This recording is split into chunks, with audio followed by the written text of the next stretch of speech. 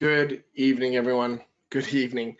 My name is Adam from Trade with Precision, and I recognize a couple of names. So I recognize a few from my last webinar that I did. So first of all, can I do a sound check, please? Just make sure that you can hear me. But I want to say good evening and a big warm welcome. And again, so for those of you who are either attending your very first webinar or your very first market webinar, or your first one at IC Markets, or potentially your first one with me, welcome. So this webinar is intended for traders of all capabilities, from beginner through to intermediate or advanced. And again, I can see more and more people are joining us, so just again, a big warm welcome. I assume the audio is fine. I've got green lights on my side, and nobody is, there's no mention of anyone having difficulties with audio. That's good. It's just part of the standard check. So tonight's topic is bear market territory. Will crypto break major support levels? So there's quite a bit I want to spend on the real markets, looking at price levels, doing some analysis. For this, I'm going to make my case to you, because that's obviously what technical traders do, and let you kind of watch it from there. But if you were able to attend my last one, which I think was last week, then we'll be carrying on from that, which is great. So my name is Adam Harris, and I'm one of the traders and market analysts and presenters with Trade with Precision. So there's a risk disclaimer. Just checking that for some reason I feel like there's a slide that skipped out. No, there we go. So I need to give you a moment to digest this. And while you are doing that, I'll tell you a little bit about myself. So I am based in the City of London. I live just sort of south of Canary Wharf. I trade my own capital, or actually predominantly my income comes from my own account. I also trade client accounts. That's not a solicitation, that's just giving you some information about myself. And I'm a trend-based trader, which is very, very important. That is probably the most important distinction. And it'll be relevant to this evening, because there are times when there are market opportunities in the market, and there are times when they aren't. And I think this is something that isn't given enough emphasis out there in the media. I trade any market, so if it's trending and it's on my platform and the pricing is good, the spreads are good, if the data is good, I can trade it. Okay, because it's using technical analysis. And what we'll do is we'll cover where the fundamental and technicals cross over. And I trade multiple time frames. It sounds like a lot. It's really, really not. Probably 90 minutes a day at most days where I'm looking for trades. Usually, there's approximately 28 currency pairs. Couple of cryptos, there's like 8 indices, and a few commodities. It's not actually as many charts as you think, and there's very rarely opportunities on every single chart. So usually I'm looking at about 4 or 5 charts on any given day. Right, so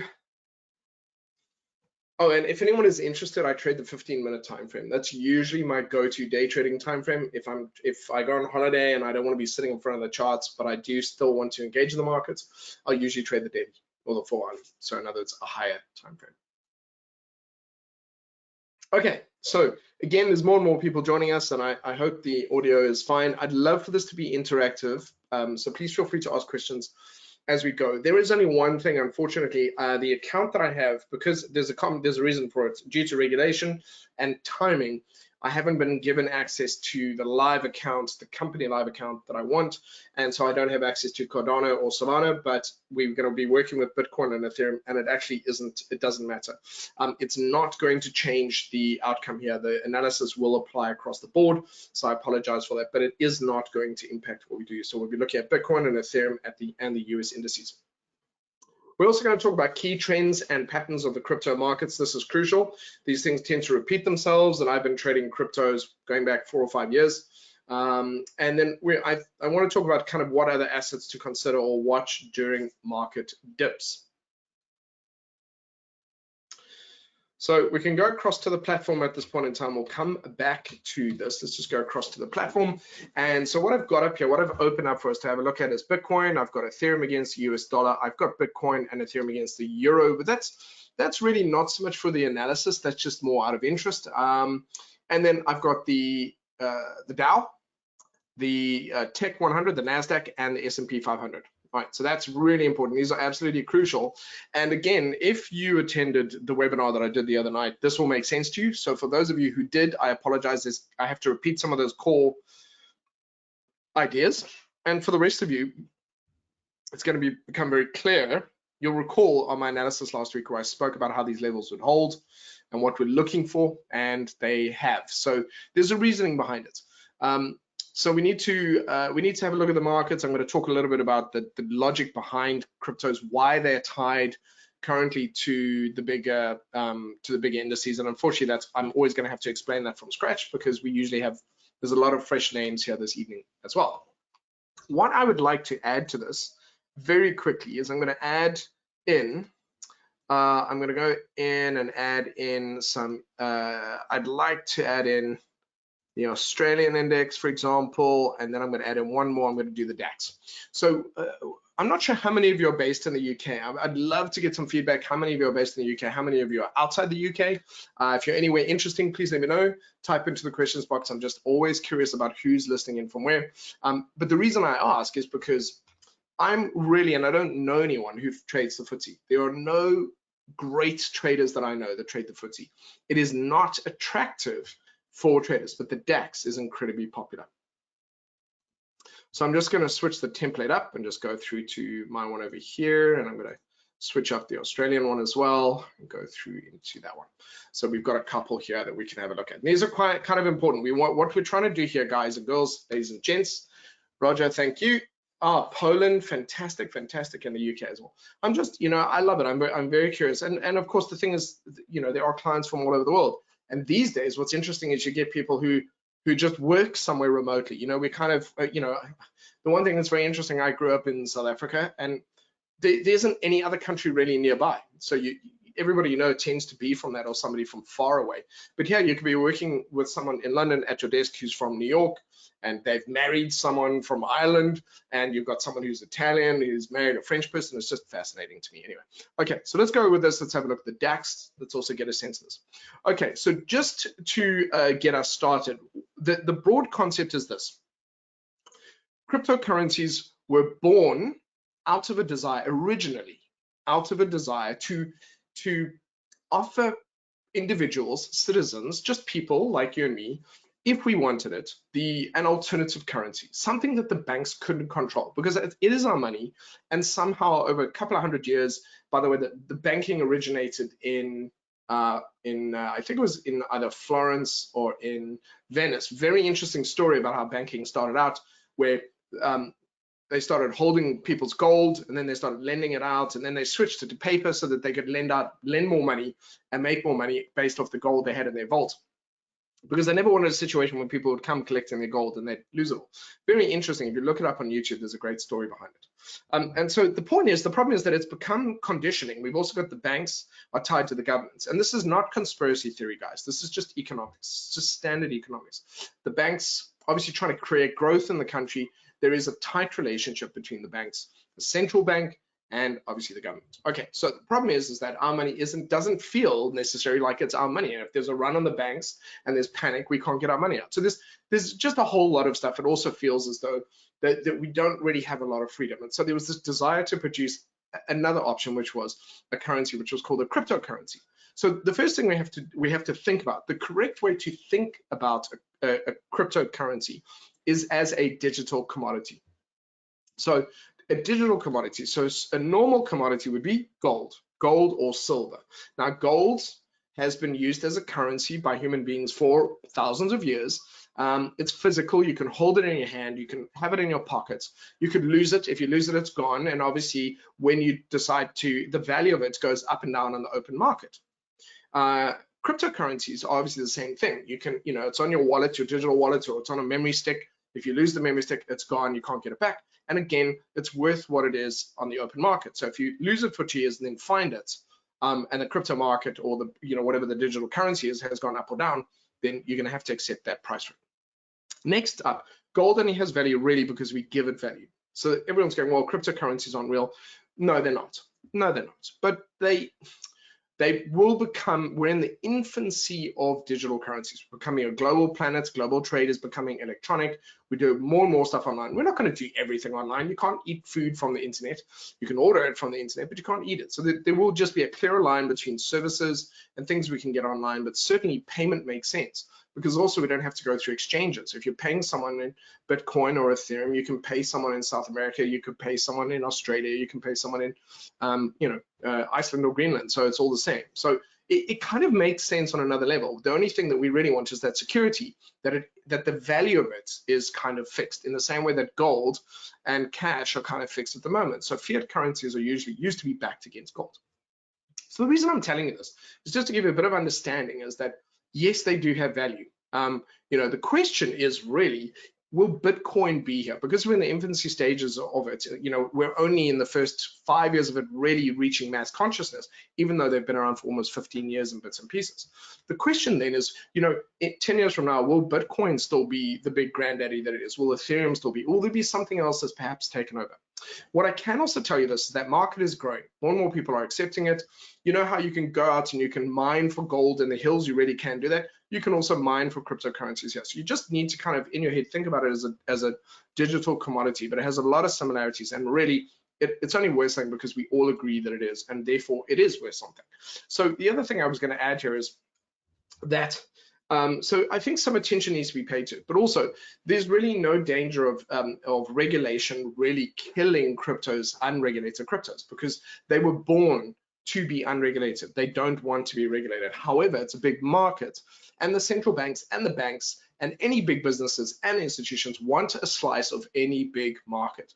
So one of the things the banks are doing around the world is introducing central bank digital currencies, which is effectively their version of a crypto.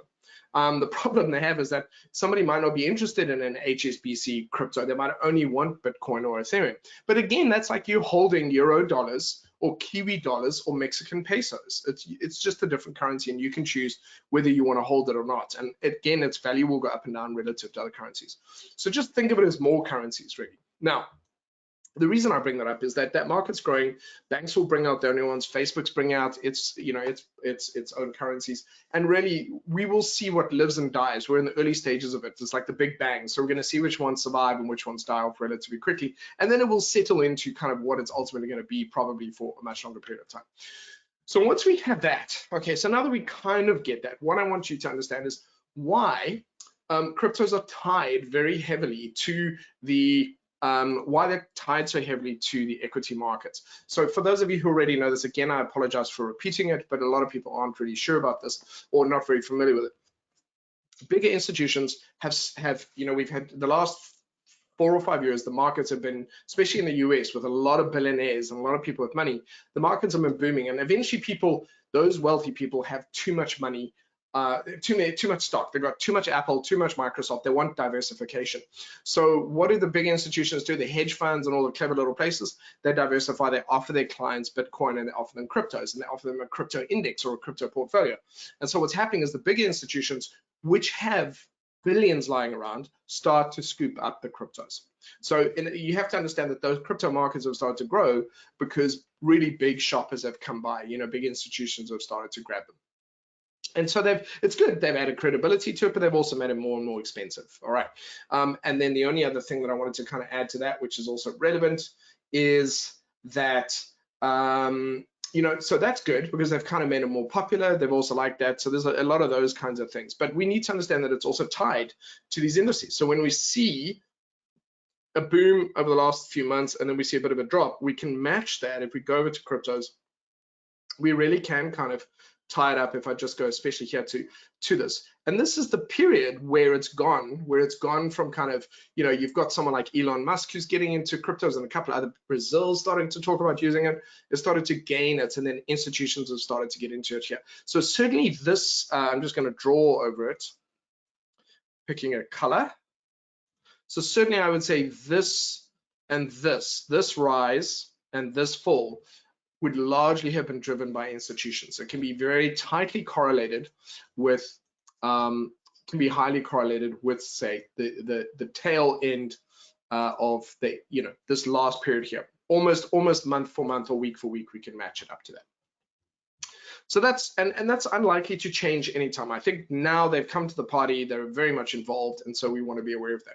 So this is how we're going to break down what is the status of cryptos. Are they in any danger? And we need to do it with one eye on equities. So first of all, we need to understand that the biggest economy in the world currently, I know China's catching up, but is still the US, to my understanding, still the US. And they've had so much growth, just a lot of growth. If we kind of have a look at it, this is the 2007-2009 financial crisis. Okay, so I'm not sure how many of you will remember that, because the frightening thing is, you know, I've got nieces and nephews that were born in the 2000s, so they were just babies when all this happened, which blows my mind. Because I'm still trying to process the fact that the 1990s were like 30 years ago. It just doesn't make sense to me.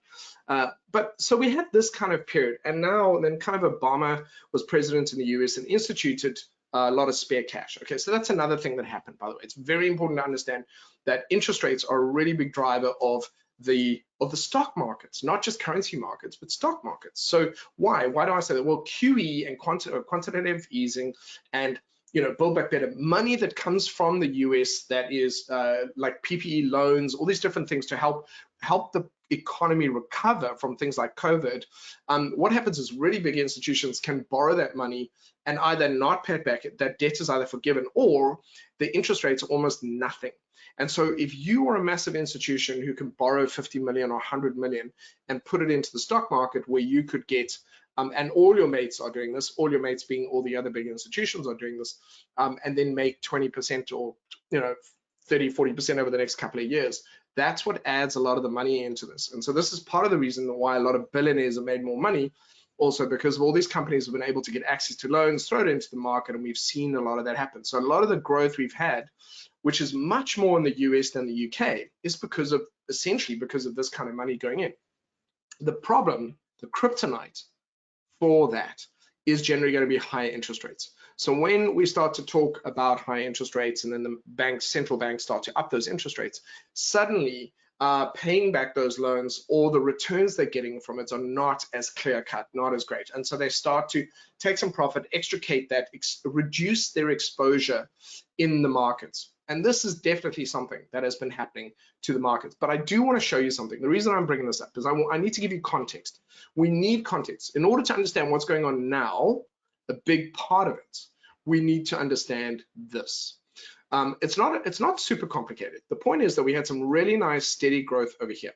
This period here is the last year of any president's, obviously, is an election year, and this was the election year for Obama. So I'm just going to bring this down and bring that across. This is then when Trump is then announced as the president, and then this goes up, and then we've got this period here effectively is Trump. This is Trump's period as a president over 4 years, and then this is Biden at this point, and obviously still including this as well. So you can see it's quite interesting because you can see the policies of the parties and the personalities of the presidents as well, and all the things they do that shows up in the markets. And this is reflected across the US economy, which, as I said, is the biggest in the world. The US dollar is used in 90% of the transactions on the planet. And so we need to understand that they've enjoyed a lot of growth. And normally what would happen, and this is all coming together now, is that we get this kind of these breathing out and breathing in, this ebb and flow of the market kind of doing that. And it's done it for a while. This is one of the first times I have ever seen the market do a really big sustained move for more than, say, 7 or 8 or 9 months without a bit of a correction. This went for almost like 14 months before it had its first correction.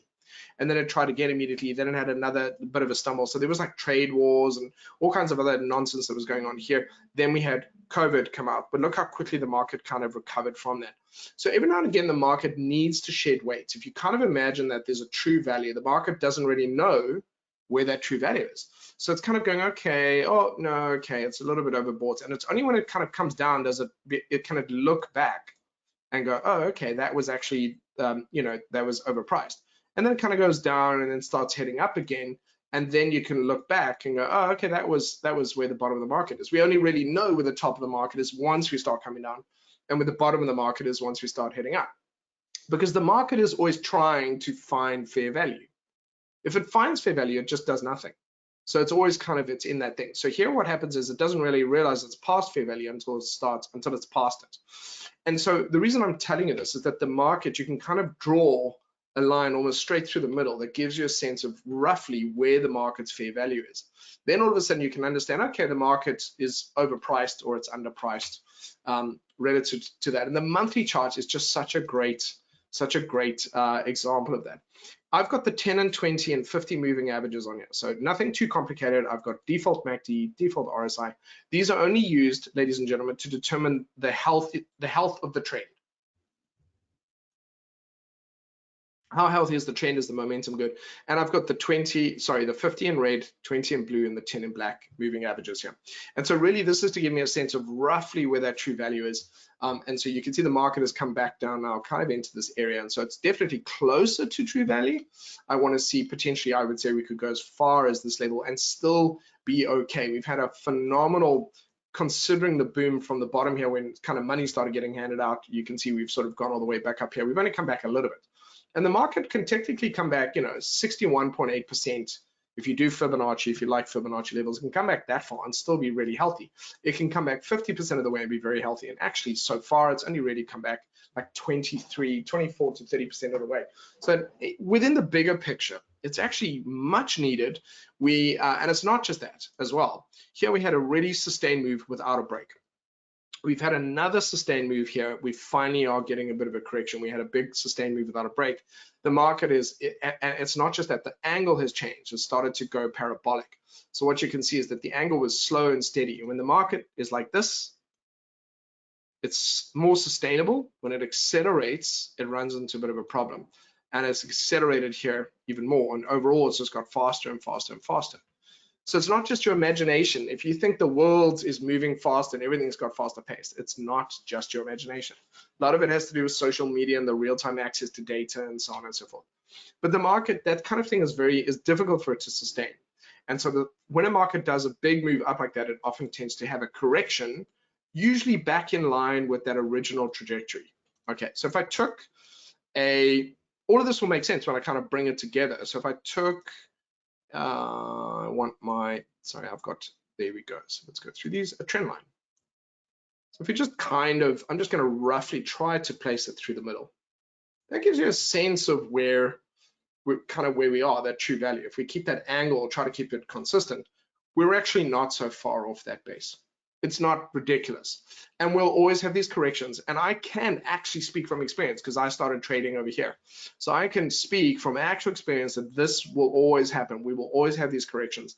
And they will commonly be reactions, inflation. That's one that happens. So it's often when we get a bit of growth, all of a sudden we get a bit of inflation. Or there'll be some kind of a hole in the system which we don't really have at the moment. Not the same. We certainly don't have the same problems. And so this is kind of the situation at the moment. I want to say this. The problem we have is the wealth gap has widened between the ultra wealthy and let's say the middle income bracket, which is bizarre. So the gap between the poor, the middle, and the upper income wasn't always so big, but it's now massive between the uber wealthy and then kind of everyone else. And so that's interesting to me because I think what happens is, there's this desire for the middle income to live like the wealthy and possibly spend beyond their means, which is not always a great thing. And inflation is not going to help with that. People have just come through COVID and got better paying jobs, and then the cost of everything has gone up. So those payments don't mean anything. And people are just trying to fix up their house and go on holiday a bit. And it's just kind of that consumption thing has gone up quite a bit. So hopefully it'll calm down a bit and come back up. It's tied to Russia. Russia's invasion of Ukraine has impacted energy sectors, food, wheat through Ukraine impacted the price of bread. They do like 40% of the sunflower oil on the planet. Like, it's insane. So it's added a whole lot of that. So COVID combined with the war in Ukraine has overlaid the majority of the inflationary aspects that we're seeing right now. And that has caused the banks to up the interest rates, which has caused the market to panic and cool off quite a bit. But it gives you a sense of roughly where we are at the moment. Right. Thank you for staying with me on this, okay, because this will start to tie together. So I just want you to get a sense of where the different markets are in relation to this. If we look at them, we can kind of get a sense of where they are. If we go to the S&P, we have to look at the US markets first, because the US markets in comparison to, say, let's look at Germany. Let's go back up to the monthly here. And I'm picking this because they've actually had a really, really good period. They've only come back here. So not as much growth as the US, or not as smooth, and not as much growth.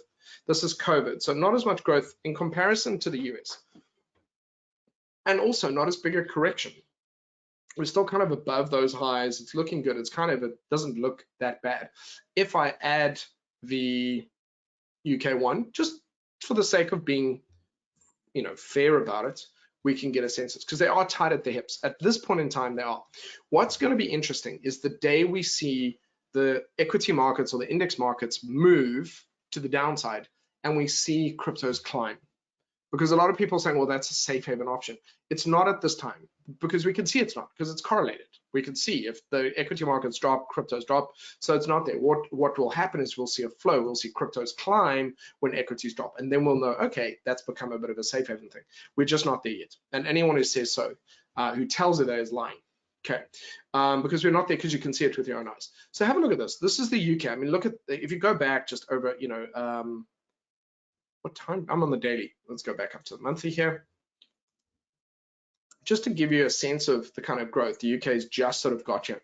We don't get as much growth here compared to the US. The US is absolutely insane.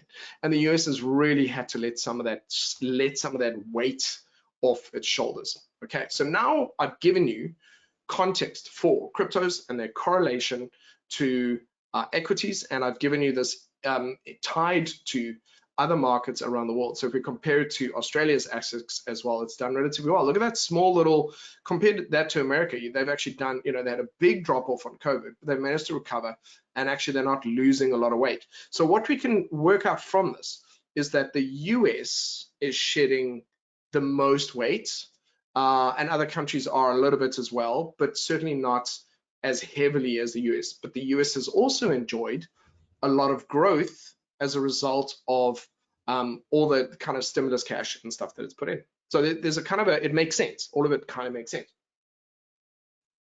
So now if we go, now that we can finally kind of get around to it, because everyone's like, I thought we were going to be talking about cryptos. So I want to keep an eye on the cryptos against the euro. And the reason I mention this is because if for whatever reason the US has some kind of economic thing that impacts the US almost more than anyone else, we could then see a difference between crypto's relationship with the euro versus the dollar. But right now, it's kind of pretty simple. If most people are buying it against the US dollar, and if they're buying it on one, and if they're selling it on one as well. They're like buying and selling it at the same time for no reason. In other words, there's no more complexity than that at this point in time.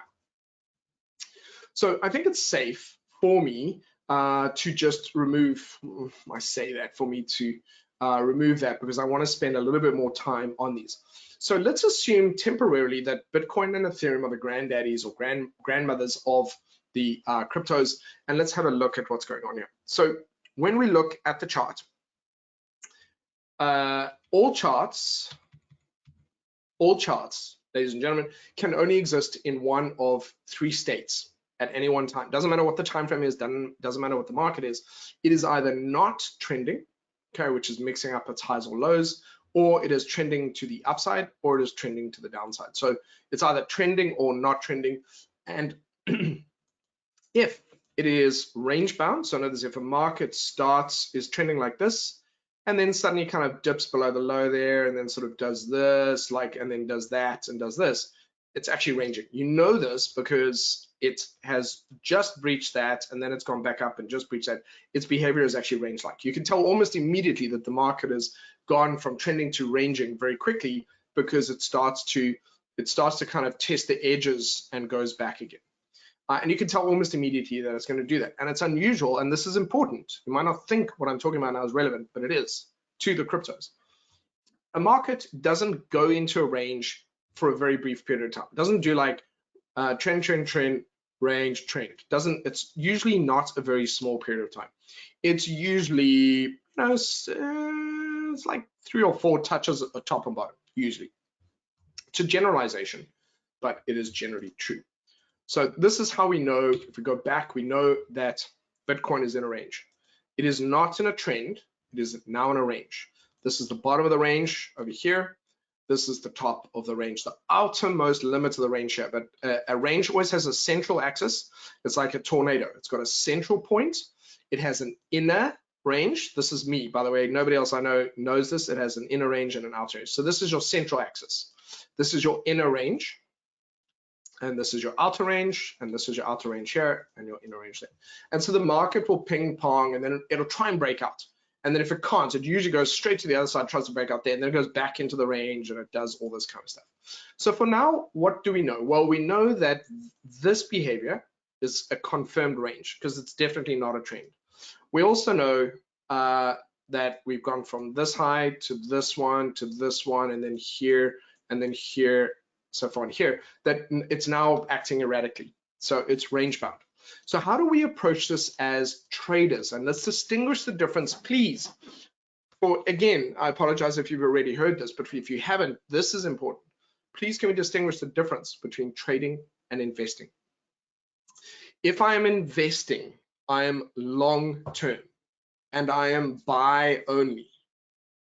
Not my sexual preference, no judgment, no jokes. Just saying I am a buyer as opposed to a seller. I'm always going to be a buyer if I'm an investor, because I'm buying and holding and I want value over time, whether it's a property or a piece of gold or a painting or a horse or a car or something like that. And so it's important because people who have got into cryptos are all over the place and they're confused, and there is a lot of just tunnel, what do you call it, echo chamber stuff out there. You can start out, you can get traders who are really good and then lose their mind. So they start out with a really good trading idea and then they start eventually selling you snake oil because they've got themselves in a hole. That can happen. So we are in a range. What does that mean? It means that there is a very high probability that Bitcoin can hold here. And if it does, it's going to work its way back up to the top. However, because ranges, I will, Mike, thanks, I'll do that. Because ranges don't last very briefly, that if it's unusual for them to be very brief. It is my first position that when it gets up here, it won't be done. That it'll potentially come back down to here or back down to here. And it could be a while before we break out. Now, I could be wrong, but it's just so rare. It's so rare for this to go into a range, for any chart to go into a range and then just go out of it immediately. It's just, usually it's got to stick in it for a while. And I'm going to talk about what you need to see to know that it's getting out of that range. So far, it is behaving as though the range is holding. It will attempt to break out and come back. It will attempt to do that. Now, I've had a question that's come in saying, can I please talk about which moving averages I'm using on the charts? Nothing too complicated. I have got a 50, a simple 50, they're all simple moving averages. And I have got a red 50, a red 20, 20, a blue 20, I'm sorry, red 50, blue 20, and a black 10 moving average. Those are my moving averages. These are just default settings for these two, straight out of the box. So let's talk about what should happen here, because the way to do it is to have a plan. Imagine you're playing chess or checkers against someone. You have a, well, if they do this move, I'll do this. If they do that move, I'll do that. So the best thing you can do as a trader, don't get emotionally invested, just have a plan for each particular thing the market does and respond accordingly. The market cannot do an unlimited number of things. And the monthly, you might not think there's value in the monthly, but the monthly will keep you sane. The monthly gives us perspective that we don't otherwise have. And anyone who doesn't pay attention to the monthly as an investor is going to pay the price. Now, I was saying to you, as investors, we are buying and holding. So if you're an investor, okay, let me ask a group question here, please. All right, Gary, thanks. There's a question coming. I'll have a look at that now. Let me ask you this. Can I do a quick question? Whoever wants to respond, there's never any pressure. If you're shy, don't worry about it. And I don't have to mention your name if you don't like it, but we're all in this together. So first of all, my opinion is, it's personal opinion, it's very subjective, it's not financial advice. We're just in a room chatting here, it's just discourse. I believe the concept of cryptos is here to stay. It's gone through a lot of criticism. They've stuck around. I think they're here to stay. I think they're going to be a part of our lives. What they'll ultimately be, what form they'll ultimately be, I can't tell you. Just in the same way that I think electric cars are definitely here to stay. So to me, I think cryptos are here to stay. You know, how will Bitcoin or Ethereum fare? I think right now they're the best suited to do it. Others are also good. Cardano and those are also in the top 6, by the way. They're in the top 6.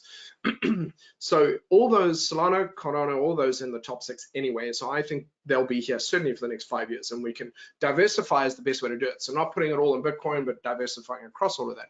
But for me, I think it's going to be the case. So let me ask you this. As an investor, is it better for me to buy, if I have the cash and it's not a risk to my financial status, is it better for me to buy when the market is falling? Or should I be buying it at the top?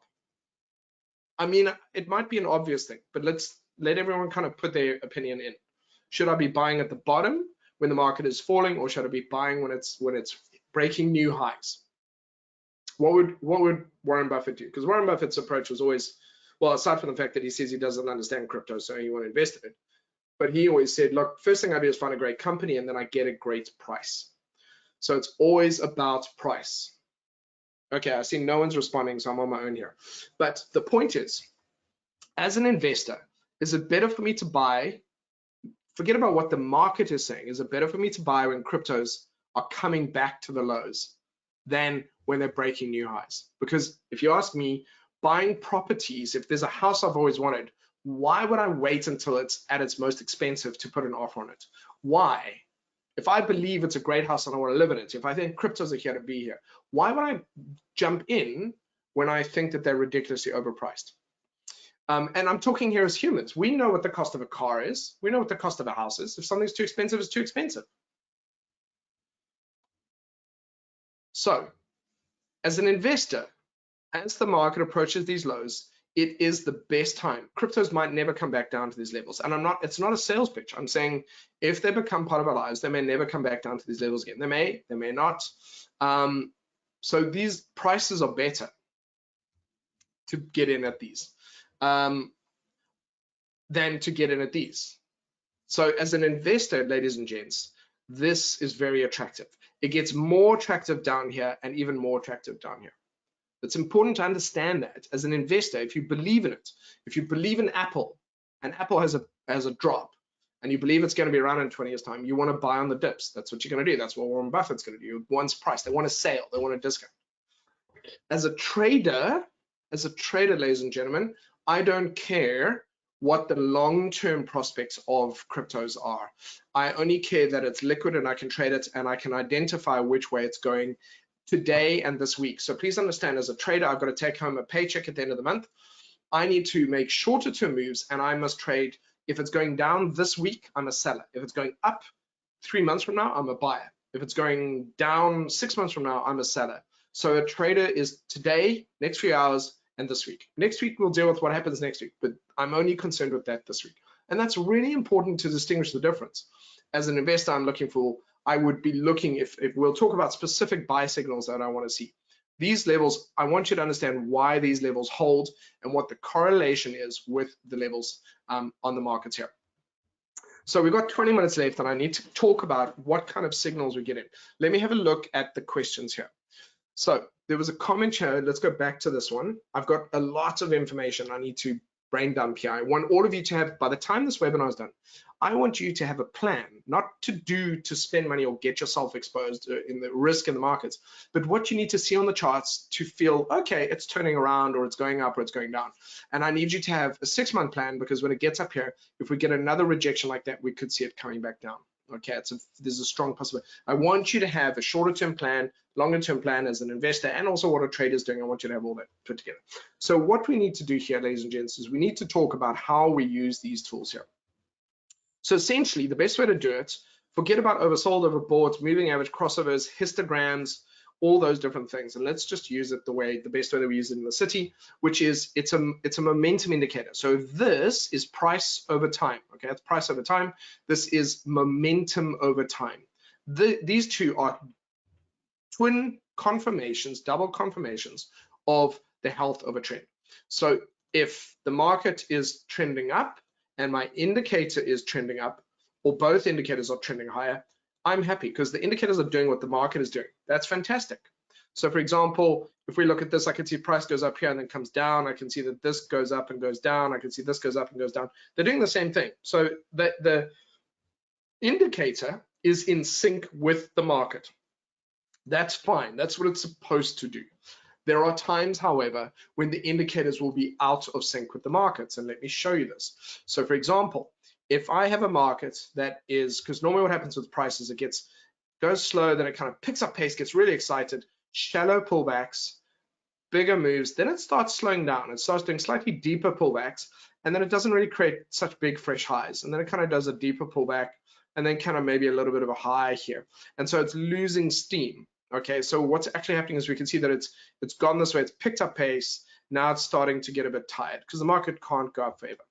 All right, and when this happens, the indicator will do this. The indicator will start going up, and then the indicator will start going down.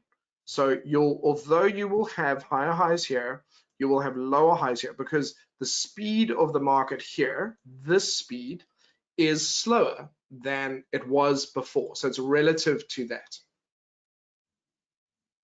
And so we start to see the difference. In the same way going down, if a market is dropping heavily and then suddenly starts doing deeper pullbacks and not so many lows, it's losing that bearish momentum. It's slowing down. It's like a ball bouncing. It's starting to lose that momentum.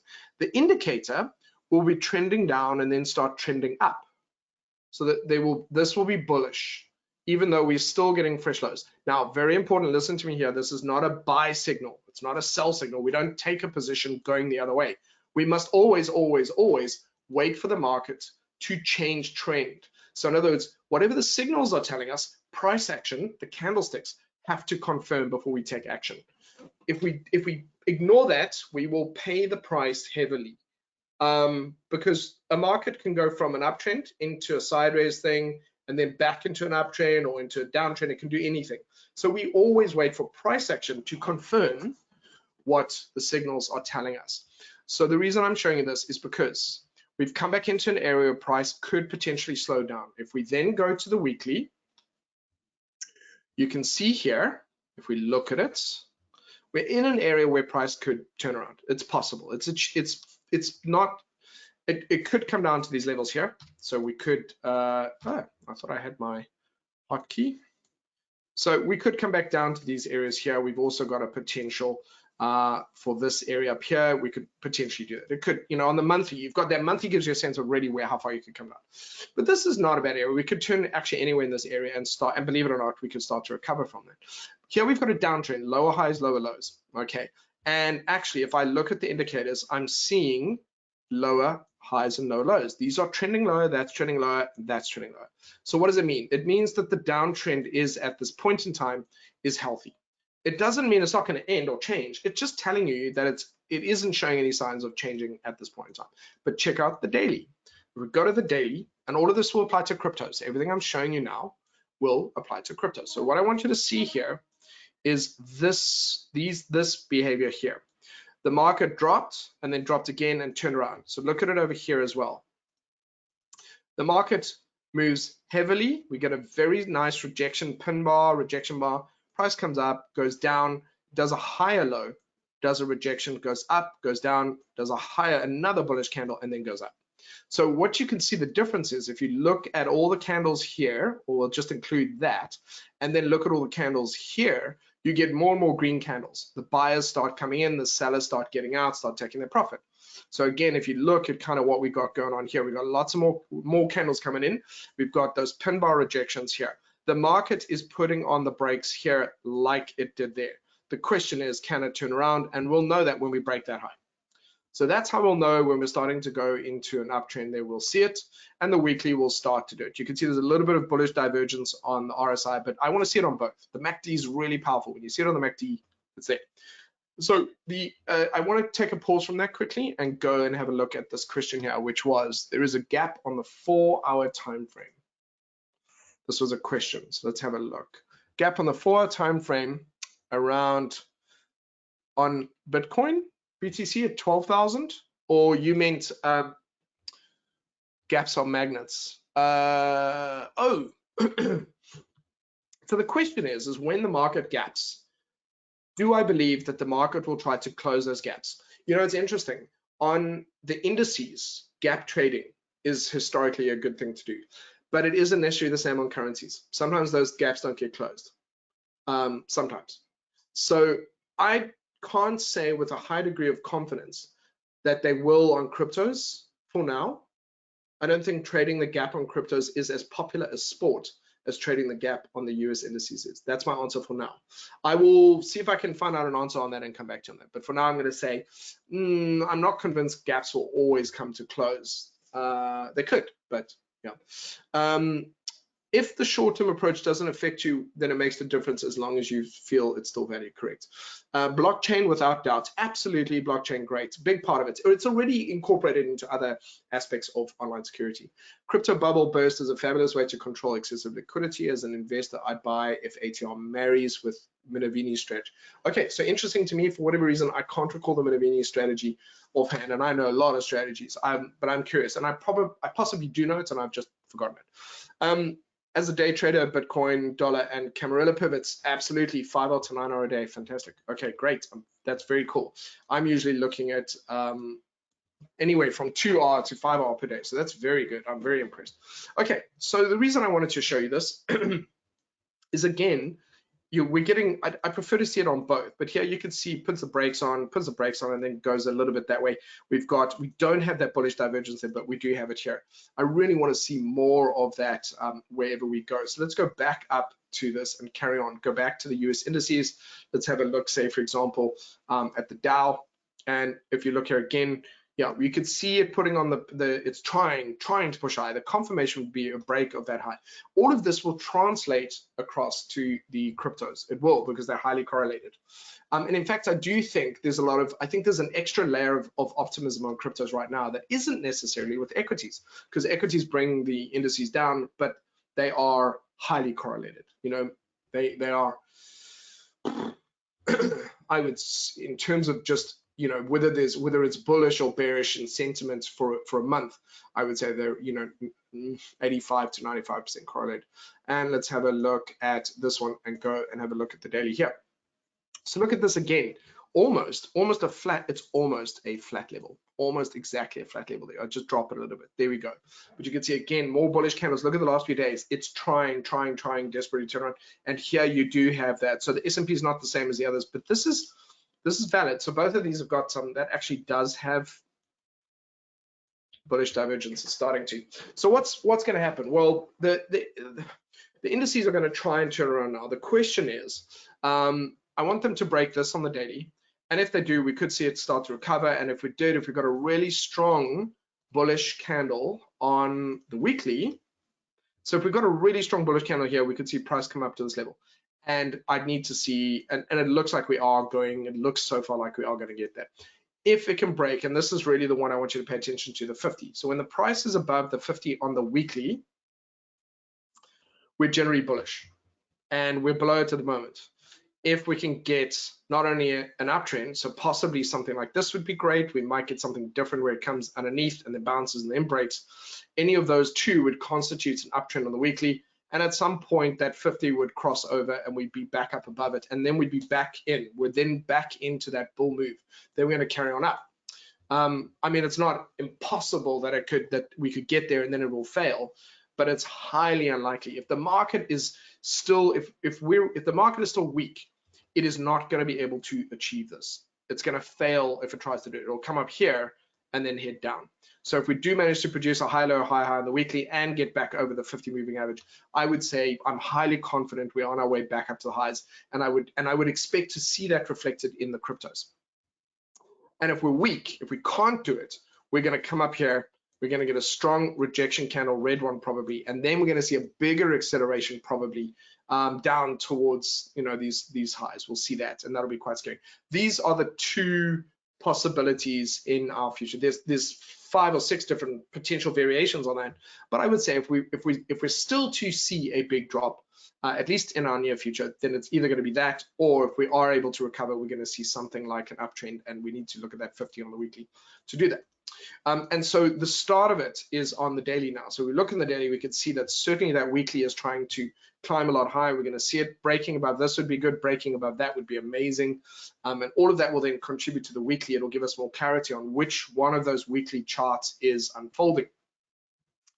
And so that is what I'm looking for there. If you look at some of the others, we can look at these. You can see they're also trying to stay where they are. They've also got, you know, those wicks there. If I go here and have a look at it on the daily, this is trying, that's a bullish breakout pattern, a higher low. That's trying to break higher. If I look at the DAX on the daily, that's also trying to break higher here. What does it look like on the weekly?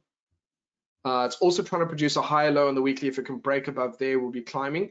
So they can fail, but I can just tell you they are desperate. And look at the, if FTSE is trying to break out from where it is right now on the monthly. If we go to the weekly, it's trying to break out of new highs. So what we can say now is that the equity markets outside of the US are not looking inherently weak. And often if the US has a bad day, the rest of the world gets, you know, feels it. And right now it seems the US is, we're not really shaking here. So I want to be optimistic, guys and girls. I want to be, it's always pays to be optimistic about the markets. To be contrarian, I have to say this, is I think it's very, and this is a personal opinion again, but because the markets trend up over time, over long enough, over 50 years, 20 years, 30, 40 years, 70 years, they trend up most of the time, especially the US markets. It's crazy to short the markets. It's, if I was ever really going to be contrarian, I'd be a buyer when the market was crashing, because in the long run, it has to go up, or it always has. And it doesn't have to, but it always has. Whereas to short the market, when I think there's doom and gloom, those markets will keep going for years and wipe out the bank accounts. So contrarian, to short the market for me is more dangerous than to be contrarian, the market's crashing. So just to show you this, the markets outside the US are not looking weak. They are looking bullish. Despite what you're hearing in the news, I'm telling you the actual orders going into the market, they are bullish, and there's a level here. If we break through it, we're going to see a climb. The S&P is absolutely trying to turn around. Is it the beginning of the bigger trend? That we have to see. We've got to break above these levels. It's not going to be in a day. It's going to take a couple of weeks. I've shown you what I need to see on the weekly chart. I'll need to see it on the tech charts as well. I'll need to see it turn around and then start to climb if that's going to be the case. So that could, but the potential early days of this are there. What could happen, for example, is we could see the market does this, comes down, and then bounces again. So we even get a fresh low. We basically get the same thing that happened here. We get it happening again, and then we turn around. That is also a possibility. But right now, I can say that at least in the shorter term, the weekly is trying to come back up to these levels, at least. If it can get back over, great, but that's what it wants to do now. So if we then take that and we go bring it across to the cryptos and we have a look at those, we can kind of get a sense of what's going on here. We've got the bottom of the range. We know it's range bound. Well, I know it's range bound. So, and I can see it's desperately trying to stay above this. If the equity markets can get bullish and they can recover, there's no reason why I don't expect cryptos to also have a bit of a recovery there as well. If we go to the daily, we've got this consolidation here. Yes, we can break out, but here's the thing. What is my MACD doing? My MACD is climbing here and my RSI is climbing here. Both of these are trending higher, and what they should be doing if we were going to break lower, and it could do this break and then go up. We could get a false breakout. What I can say to you is these are not bearish. What they should be doing is, if I drew a line here, and you can see I've got a bit of a triangle, these lower highs coming in here, I should be seeing my MACD should be like this, flat, and probably, and my RSI should be like this. Both of them should be down. If they were like that, I'd be like, okay, we're going to have a breakout to the downside. But what we have here is a lot of bullishness, which means that this, especially if we break, I would say above that, we're going to go back up, or we're going to have a false breakout. Right now, there's about a 90%, I can say with a 90% confidence that this does not really want to hit down unless something unforeseen happens. But right now, based on the existing conditions that we know are out there, this wants to change direction. Bullish, bullish. And so the key levels for me will kind of obviously be round numbers with cryptos work. You know, they're very reliable. 45,000 and 30,000, 40,000 is the case, but I'm looking to see that being the case. I'm looking to see this start to climb high, and if we see crypto, if we see equities do that, we're going to see these head up. But then the question is, we've got to see how it handles these resistance levels. If we have a look at Ethereum on the daily, Again, we've got exactly the same thing. This is not as bullish. You see my RSI is flat there. That's not as bullish. So this it's not as strong. This could dip down a little bit. It's preparing to do a bit of a breakout. But again, it could break out and look like this and then reject it and climb back up. And so again, what do I need to see? So this is where I said to you, I wanted you to have a very clear plan on what I'm looking to see here on these. I am looking to see if equities can climb. I'm looking to see us close in a few days at above this level. And then I'm looking to see a green candle here. So green bullish candle, similar to these tweezer impacts. I'm looking for a nice little green bullish monthly candle in June. If we get that, and if it's all the way up here as well, the bigger it is, it can be small, small's fine, but if it's bigger, that is a really, really good sign. That likely means that we will break and head higher up to here. And if we break and close above this level, we're going to head back up to these old highs. So as a trader, I'll be trading it on the way up. When we get up here, or as an investor, I'll be buying in this area soon. I'll be looking to see the daily trend change, and then I can start buying. Because then I'm like, you know what, if the daily's going to change and start going higher, I might get in at the bottom. If it ends up going down a little bit further, then I can still get in. That's fine. I'm just not going to financially expose myself too much. But I know what the early signs are. A nice green candle here is a great potential green shoot, similar to what we had here. And then when we get up here, I have to make a call. If I'm happy to hold onto what I've got, that's fine. Alternatively, if I'm a trader, I might be looking to take some of those profits, especially if we get a strong rejection candle here. So if we get a rejection candle like this, and the next candle breaks the low like this, then we're likely headed back down to this level, or potentially even back down to here. I think we're probably due for, again, I'll note if we break and close above these levels, I think we're possibly due for one more rejection and possibly a higher low here or a higher low here. A higher low here would be great. So in other words, this would be amazing if we could see something like this. So price comes up here, rejects it, comes up here, produces a higher low, then we might be out for a breakout to the upside. That could be cool. And that would be like a minimum kind of range period that I think would be acceptable. So that's what I'm looking for, is a green candle in June. I want to see where we close over the next week. Do we close a little bit higher? And again, as I said, if those equity markets start to recover, if we start to see the weekly chart, I think we're going to potentially come back up to these levels this week. If we can start to break up above this, we'll start to see the bigger picture will start to look more and more like that. And so again, I'm watching both, one eye on both. As I said, the equity markets are looking very optimistic at this point in time.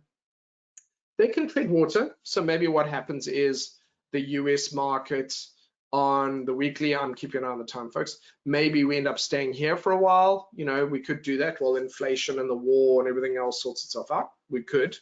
But at least, you know, we're doing these webinars every few weeks, but at least for now, we're likely, I think, to head up to this area over the coming weeks. And then we'll get a sense of, as it's unfolding, we'll get a sense of, okay, this is settling in for the long run, or if it's just a shorter term push. And yes, Ethereum does look like it's forming a bit of a double bottom. And those patterns, those things, they look, they are very reliable, those types of patterns.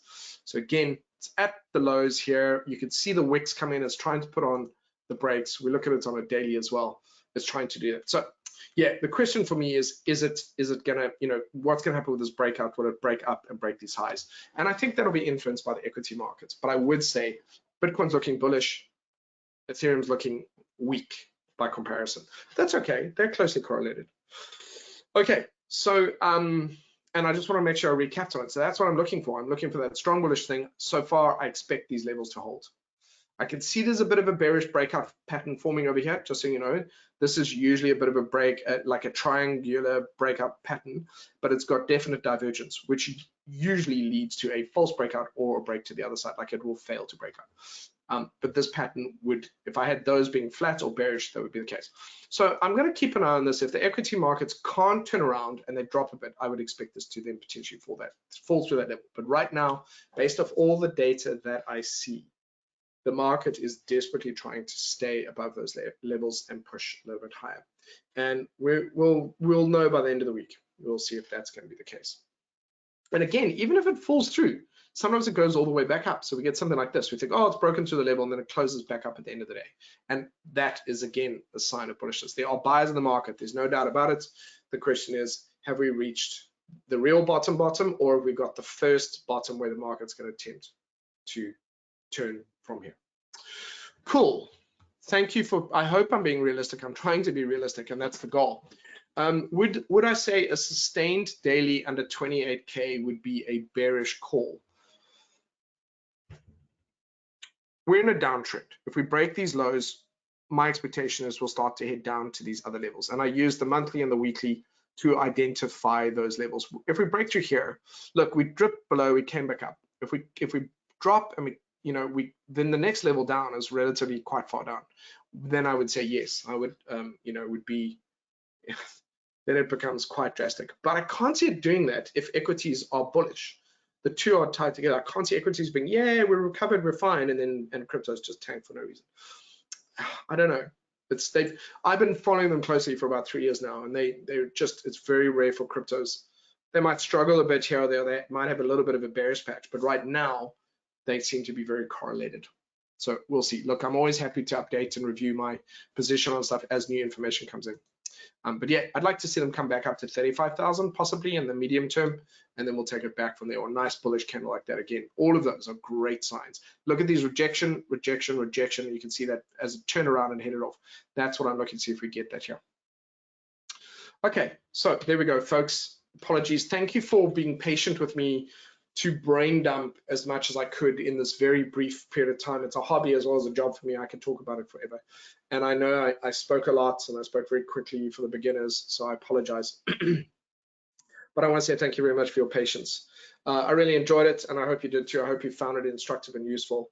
And I really would encourage you to, if we're doing one of these a month, come back every month and tie it in with what you're seeing in the charts.